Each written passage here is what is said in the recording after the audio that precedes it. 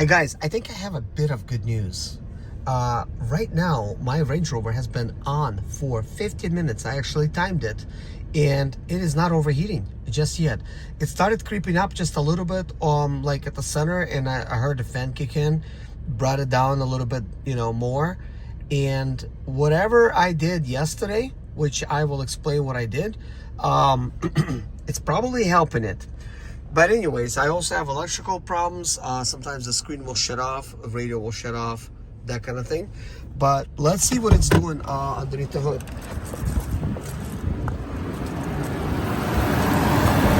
So look, over here, like nothing's happening, which is kind of cool. Engine sounds good. Fan is on, blasting. It was leaking radiator fluid from there. Let's take a look, listen to the engine, and I'll explain what I did.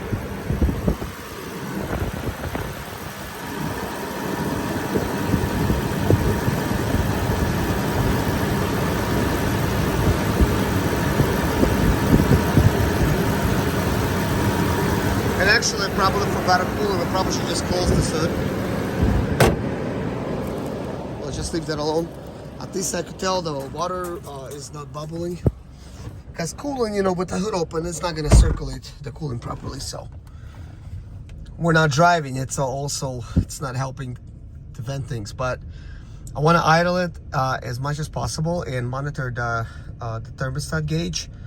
I'm not going to bore you with it, but obviously the video's been already going on almost 2 minutes. It hasn't overheated now for 17 minutes, which is already a great sign.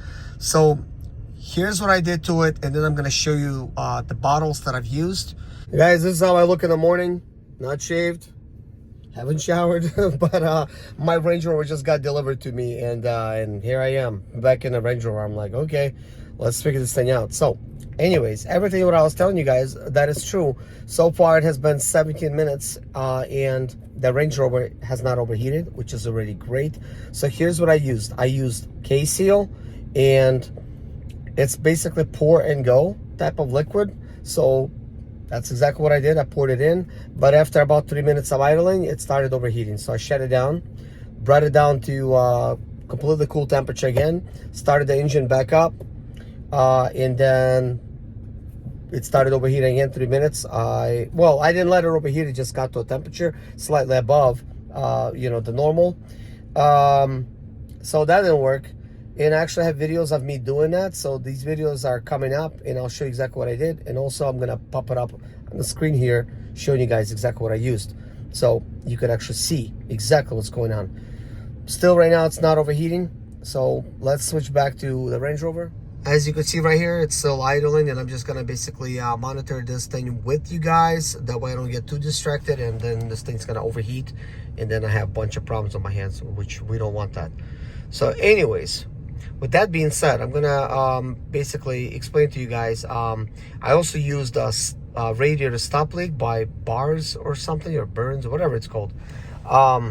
It's kind of like a two-part formula that you pour in there. I followed the directions exactly, and then I bought 2 more head gasket repair things. I bought a $40 thing, and I bought another $20 or $30 thing, and they're basically in that picture. You could see that. I don't know the names to it because I don't have a lot of experience with using that stuff.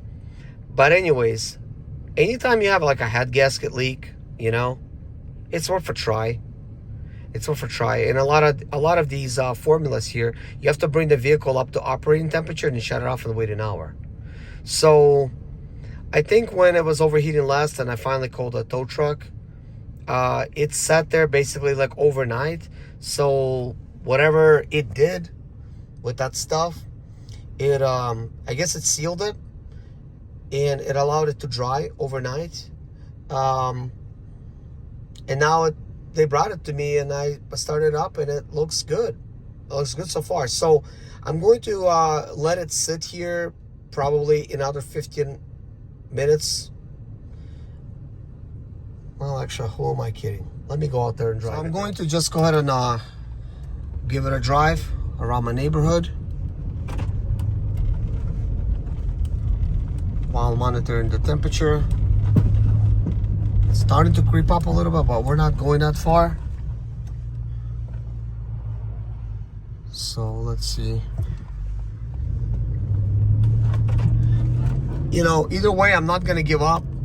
If these formulas, they did not work that well, you know, I'm just gonna keep on starting it, letting it idle, warm up to the operating temperature, then I'm gonna let it sit. So right now I actually gotta drive to the school, pick up my kids. But what I'm gonna do is I'm just driving around. We'll see what happens, because I don't know what's gonna happen. I'm seeing it with you guys for the first time. So last time you guys were watching this thing, it was overheating pretty bad. And if you watch those videos, which I'm sure you did, slow down. Vehicle will lower. What? Slow down. Vehicle will lower. Why is it gonna lower? I don't need it to lower. We have some electrical issues here, guys. Including my electrical seat. It's not working still. I do believe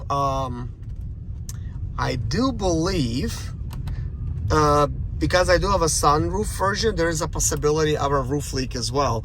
I've watched a lot of videos on YouTube, and the ones with the sunroof, they have a problem with a leaky sunroof. I know. Range Rover issues, you know. It's like, would you really want a Range Rover, you know? But yeah, I do want it. You know, I do want this headache. I love Range Rovers, especially this white, and I'm enjoying it. Look at that doggy right there, right around. This is my friend's dog. Hey, German Shepherd. I don't want to run over you, buddy. He's always on the road, chasing cars away, you know. He's very protective of his family. So this is already like a good sign. I've been driving now like 2 minutes. Normally it overheats on the 3rd minute while driving. I mean, even idling, 3 minutes usually. So I don't know, you know. Let's just keep on driving till I see this thing like overheating, which won't be that long, because technically in another minute or so it should start overheating, and it's not.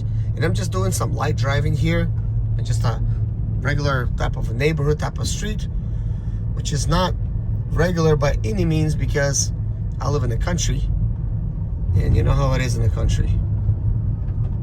There's nothing regular about that. So now we're gonna get onto basically the highway, and the reason I call it the highway, it's 55 miles an hour here. I mean, I still don't want to really take it up to any type of speed. I mean, it's accelerating quite nicely. I'm barely pressing the gas. It's got plenty of power. It's just kind of going. But there is a normal place I like to take vehicles to when I'm diagnosing them, which is my lake. And I'm thinking at this point, I don't even know if it's gonna make it there. It's not like I want to sit there for an hour, let it cool down, you know. So I'm just gonna do some laps around the neighborhood. So far it's been another minute since I last said it might overheat in a minute, and it hasn't overheated. And now it's been idling. I'd say together with the driving, 20 minutes. So far nothing has happened. I mean, maybe those stop leaks really did help. And I think I'm not the only one that tried it. I think the previous owner tried it too, and it did not work, and they just gave up. Because there is some, before I even edit, oh my gosh, that dog running it in the street again. But before I even got a chance to add like any of the liquids, I already seen where the radiator is leaking towards the top. It's got some splatter there. And I'm thinking, okay, that does look like they use something. I don't know what they use, maybe radiator stop leak. You know, the problem with using any kind of those things, it clogs up the radiators. It really messes things up pretty badly, which will then, if the radiator is kind of like clogged up, it's not going to do its job. It's not going to cool your vehicle down anymore. So that's already bad. So guys, what I did, and I will tell you guys in this video, I went ahead and I ordered a brand new radiator for it, a thermostat, and I ordered what else did I order? So a water pump, you know, because those are the things you want to basically look at and replace. Wow, it's now been 5 minutes of driving. That's incredible. And it's not overheating. So who knows? I might just need a radiator. You know, put that in, but I might go ahead and replace the water pump as well. I mean, I don't know if it's been replaced. I really need to look up the VIN on this, but the way it's been taken care of, I think if it was replaced, I don't know if it's going to be listed. I mean, it would be nice to get the previous owner's phone number and say, hey, buddy, I got your problem. Can you tell me what you did to it so far, you know? Oh yeah, I did order that plastic that goes, well, the dash piece. See, look at this thing. Oh my gosh. You see like how horrendous this looks when it's cracked? It's very ugly, very ugly. And the carpet does not make things look any better. I mean, it just hides the problem. And it's a very ugly carpet. So whoever did this really saved money on it. But I got a brand new one, so I'm definitely gonna install it, and you know, I think that should be good. Come on, doggy, get out of the way. Gonna get run over. Gonna get your ass run over here. Well, yeah, I did order a new one of these things. That's new. You know, new leather for it. So, well, so far it's not overheating. So far it's not overheating. I think I'm going to call this video an end, so it's not overheating, and I'm gonna do some more testing with it, some more things, and if anything meaningful that I'm gonna do, I'm going to make a video on that. Please let me know if you want to see more videos on this, because there's a lot that needs to be done to this thing. I don't know if this is a proper place to post the videos. Let me know, guys, if you're interested in seeing them. Because anything that I'm gonna do to this Range Rover, I'm gonna be keeping it first of all. So I'm gonna make all these maintenance videos and stuff like that. What's it costing me and things like that. But anyways, guys, take a look at the video description below what the Range Rover has cost me so far, and some of the advice when it comes to overheating. I have all the advice in the comment section. It's pretty detailed. So anyways, guys, thank you so much for watching. Take care of yourself and see you in the next video. Bye-bye. Guys, I drove the Range Rover some more.